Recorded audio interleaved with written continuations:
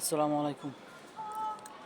যারা আমরা ফুটবল খেলা দেখি তাদের জন্য আজকের দিনটা একদম খুবই বেদনাদায়ক। কারণ পর্তুগালের ফরোয়ার্ড এবং লিভারপুলের ফরোয়ার্ড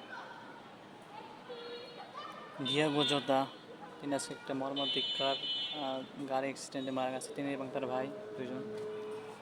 তো দিনটা খুবই একদম মর্মান্তিক। আজকে ফুটবল বিশ্ব আজকে শোকে শোকে পুরো কাতর যে এত বড় একজন তারকা তিনি আজকে মারা গেছেন।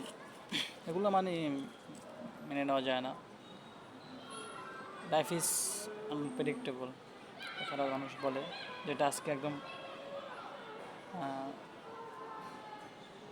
আজকে একদমই হলো, সত্য হলো। তো জীবন খুবই নগণ্য, জীবন খুবই ছোট। তো হয়তো